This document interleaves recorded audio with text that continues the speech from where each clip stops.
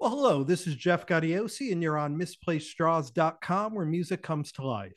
And my guest today is somebody who probably should have been on this show a long time ago. He's one of the great guitarists in rock. You probably know him best from his nearly 2 decades with House of Lords, including their incredible new record, Saints and Sinners. But since 2019, he's also been the guitarist in Autograph.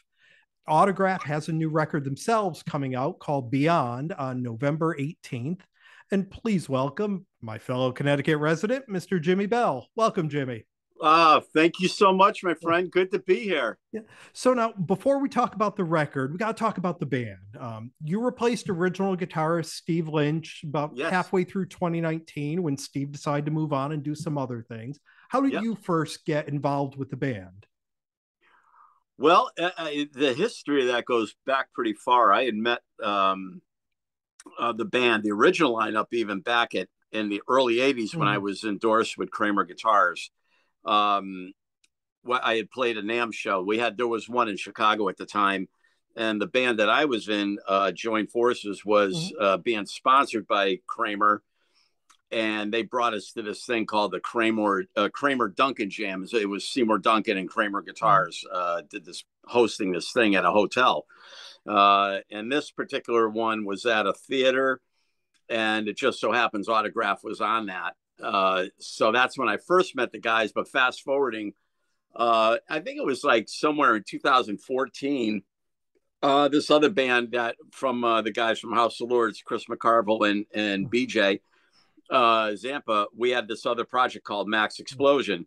So Autograph, the lineup that I joined was playing a show in up in Massachusetts, and they wanted us to open for them. The club did, so we played, and that's where I reconnected with Steve and Randy, and then that's when I first met Simon and Mark for the first time, and I hit it off with those guys right away. So every time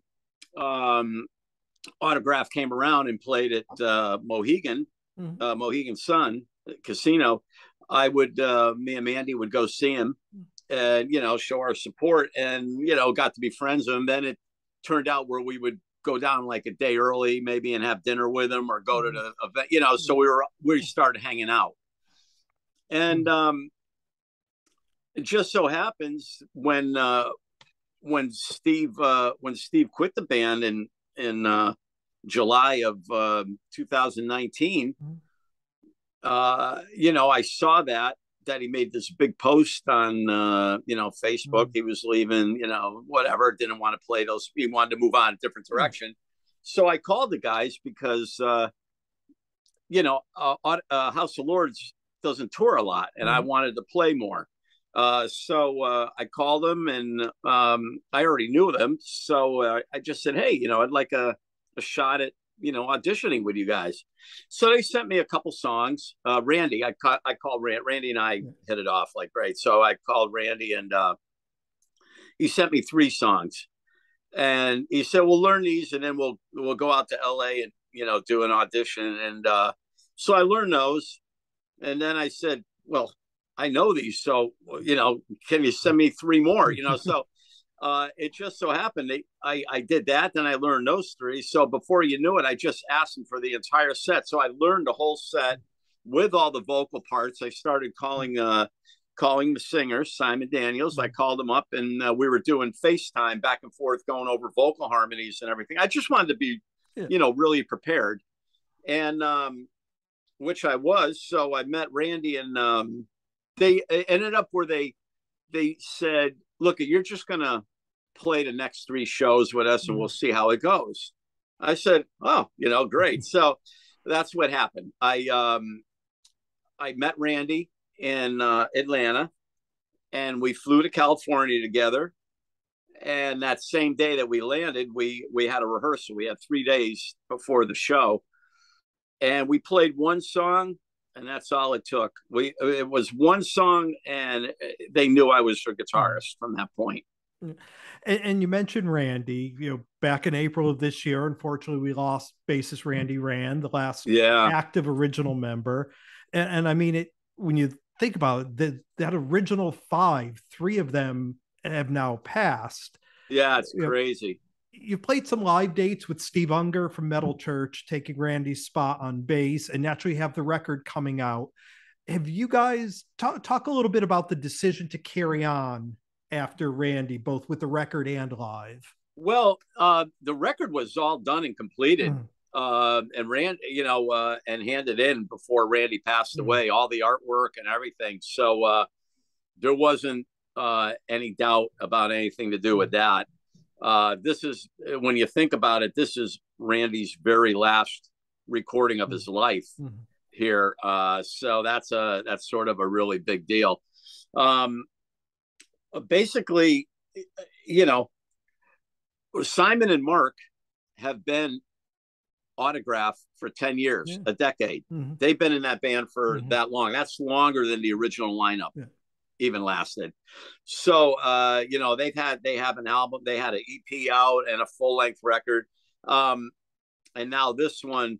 So it's they're very much, Simon's looked at as the lead singer of Autograph, and us carrying on and carrying on the tradition and bringing our new the new music and everything in to the masses is something Randy wanted, especially because Randy loved this record more than Mm, anything in the world. He loved every time I sent a song, like the music ideas to it, because I mm, write a lot of the music parts. mm, Simon wrote lyrics, and he had a couple full songs that were added. But I'll write right here. I'm in my studio right now, mm, and I write music, and then I send it to the guys and see what they think. And everything I sent Randy, he was like, "Oh my God, this is," he absolutely loved it, and he worked so hard on every song. He came up with these amazing bass lines and practiced and practiced before he went to California to lay down his tracks. mm, So this is all for Randy. We mm. dedicate all our shows to him. We dedicate the album. We had to have a special. We managed to get in a special dedication into the artwork for him and everything. It was devastating. I think about him every day, every single day. And now, do you guys see? Because as you said, Simon and Mark have been in the band for a long time now. Do you see the band continuing past this cycle of Beyond Oh and yeah, Autograph? Yeah. oh yeah, Mm, man. We're just this is we just keep going. The Simon and Simon has a massive amount of fans, mhm, and the band has there's a lot of respect for all the new material that goes on. Uh, you could say, the same thing about Foreigner or mhm, the Leonard Skinner now.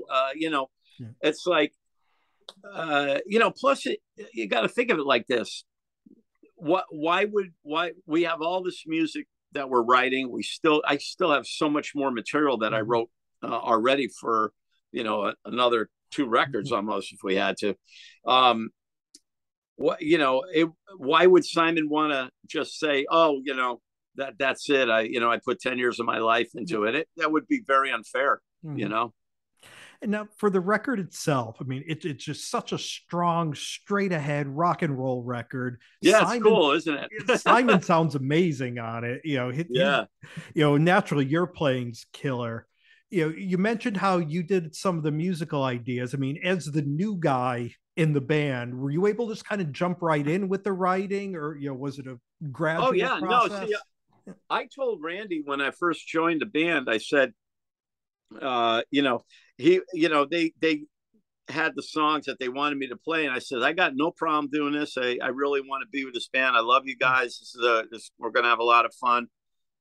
I said, but you do realize I'm a writer. I says I wrote most every track, the music of almost every track on the House of Lords Yeah. records, and now we got 9 records out. Mhm. So I said I've written music all my life. I want to bring something new to this band. So right as I joined the band, I actually sent Randy a couple ideas just over the phone of me playing guitar, and he flipped out. He goes, "Oh my God!" And the fact that I could sing backups was a Yeah. huge factor too in getting in the band. You got to have vocal, because we do all 3-part harmonies every song, every single song I'm singing. Yeah, they just I jumped right in, and what I would do is right here I would write. I come up with a lot of songs, and I write a complete song, no lyrics, just or melodies, just a complete music song. And then I send it to them to get their opinion on it. And if they like it, they go for it. I send it to, I always would send it to Simon first, because I know he's got a lot to do with the lyrics. And, it would be pointless for me to, get everybody else, would have been pointless to get Randy and Mark psyched on a song if it didn't gel with Simon, because he's the one that has to do a lot lyrically. And melodies, the song's got to catch them melody wise. So that's what we did. And then after he said he liked it, we all heard it and got all the guys' approval, and we just moved forward. So yeah, I've been, this is a daily thing for me. I don't know if you realize. I mean, I popped out, another, 5 songs this week for another artist, just because I just write all the time. Things just come to my head, and I start going with it. Yeah, and I think people who haven't heard the record and the EP that Simon has already done with the band, may hear Beyond and think, well, that doesn't sound like Turn Up the Radio. But I think it sounds like a natural evolution of what the original Autograph was. And were you guys kind of conscious to sort of keeping a thread of just the feel of the original band in these new songs? I did.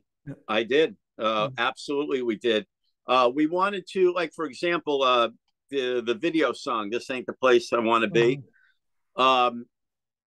When I came up with that idea, I wanted to, in my head, I said, what can I do that will, bring a hint of the old, the original lineup or something into this, but make it sound like we're sounding now. So I decided to do one of these 2-handed tapping things at the beginning of right off the bat, to kind of bring that into the sound of what we were doing. And I wanted to kind of bring back the vibe of the old songs, so that's what we really concentrated on. Also, the thing that we really concentrated on for this record was huge hooks and choruses. I learned a lot in writing with James Christian and with writing for House of Lords. Like when I wrote a bunch of tracks with them, I would notice that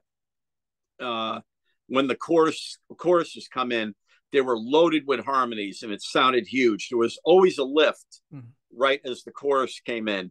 So I said to the guys, I said, I want to try this even bigger choruses than what you guys did on any of the other, your other 2 records that you've done so far on the past, the past album. I said, let's, every time a chorus comes around, let's layer it with, mountains of harmonies, and man, it just worked. And I remember pretty funny, the guys, I think it was Mark, because Mark, our drummer, is an incredible producer and engineer. He's a great drummer, but he did the whole album, produced and engineered it.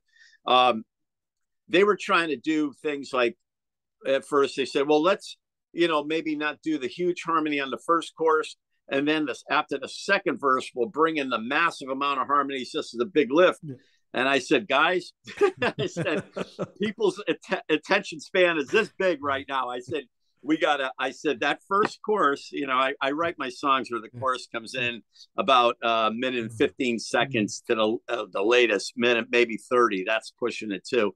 So I said, we got to hit them with that first chorus and make it impressive, because half the time a listener will listen to something, and after the first chorus, if it doesn't grab them right off the bat, they'll move on. Right. So I wanted to make sure, I said, let's make sure we get all these, there's much oomph out of the out of this song as possible. And they agreed, and it just came out great. I couldn't be more pleased. I love working with these guys. I got to tell you, and that was another thing. Randy, like every time we played one of these songs, when we had the mixes, Randy was just like, "Oh my God, this is so good, so good." Yeah, I'm. The saddest thing is that he's not alive to actually have see the record come out, because I know how proud he was of it. But at least he got to hear it. He got to hear the whole record before he passed. All the final mixes and everything. So that's huge. And I mentioned how you guys had played some live shows over the summer and into the fall. Will you be putting a full tour together to support the record, or just kind of doing some one-off shows and festivals? We do whenever we get booked. We're with a really big agency. We're with Sullivan Big. He books everybody. He does Vince Neil, Queensryche, Stryper, Slaughter, Vixen. I mean, the list just goes on and on who he handles, and we're with him. So lately we've been doing shows with Quiet Riot and Stephen Pearcy. Matter of fact, I'm off to LA, to California anyway, tomorrow or the next day, to play with Quiet Riot at some big casino. And then I go back another, like a week later, and play the Whiskey. Whenever the shows come, we go. We've had shows come at the very last minute too, and we always manage to pull it together somehow. And we have to talk a little bit about House of Lords. And sure, whatever you want. Yep, I love both eras of the band. I love the Greg Giffords keyboard era, the Jimi Bell guitar era. Saints and Sinners is amazing. Just the addition of Mark Mangold on keys, bringing both of those eras together, is just fantastic. Yeah. What were your thoughts when you first heard that Mark was going to come into the band and really bring that sound with him? Well, the writing process was so different on this because I didn't know anything about Mark. I didn't know too much about anything, what was going on. James had, I had lost contact with James for a while, during the whole COVID thing and everything. There wasn't really much going on. And so finally, out of the clear blue, James, I hadn't talked to him in almost since I had joined Autograph, which at that time was, a couple of years, maybe 2.5 years or whatever. He contacts me. This is typical James Christian. He just contacts me by email and says, not, hey, how you doing? How's everything? I miss you. I haven't seen, because him and I are close. It's like, hey, Jimmy, Frontiers wants a record for 2021. Can you send me some material? It's like, right to business. It's like, okay. Yeah. Okay. Hey, how you doing? But, he told me something about that he's been working with this keyboard. I didn't know who Mark was. So I sent James some material. But I also had him revisit some songs that, because every House of Lords record, I put together, 14 to 16 songs, and there's always leftover songs. So I said, James, I want you to re-listen to this, because this is a good track, because, after he picks what he's doing, there's a lot of good songs that are just sitting that he just forgets about, So I said, re-listen to this. And so he found some of them that he absolutely loved and moved forward on it.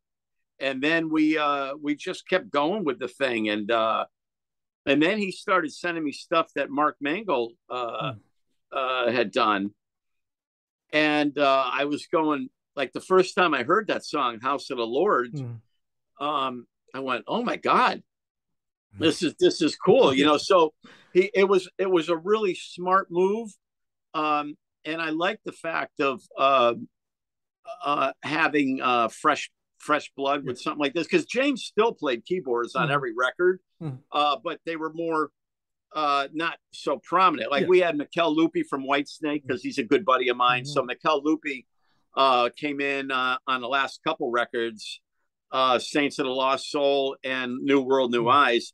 And he played this big keyboard intros and played keys on a couple songs.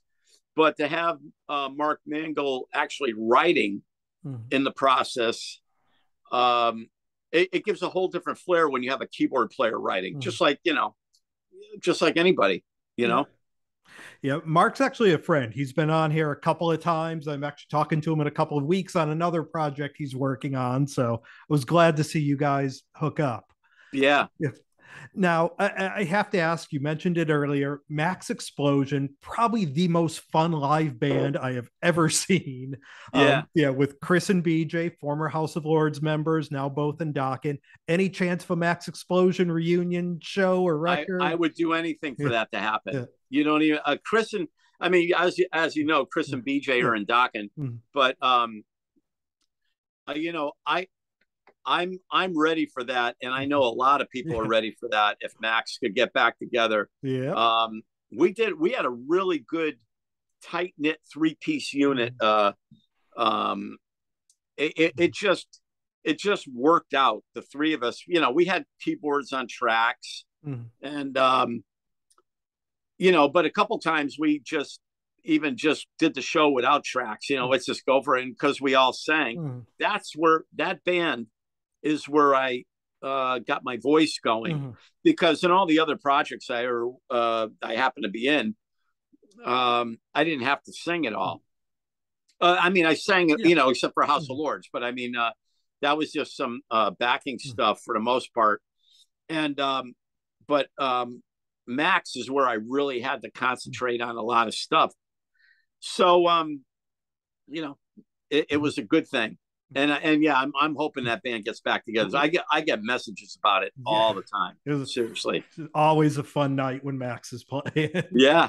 Well, we've been spending some time here with Jimi Bell, guitarist for Autograph. The new record is called Beyond. It's a great rock and roll record. Everyone's gonna love it. I have no doubt about that. It's out everywhere November 18th. Jimi, thanks so much for taking the time and doing this. Hey, it was my pleasure. Good seeing you. You too. I'm sure we'll catch up at a show soon. Yeah, let's do that, and we'll talk guitars. I want to see your stuff. Definitely. Let me know if you build any lefties. You got to send one my way. I will. I may have to do that. Say, I always see the parts. I'm like, hey, I should try one. So we'll have to see. Just say, I'm going to build one for Jimi just for the heck of it. There you go. Thanks a lot, my friend. All right, buddy. Thanks. Thank you. Yeah. Take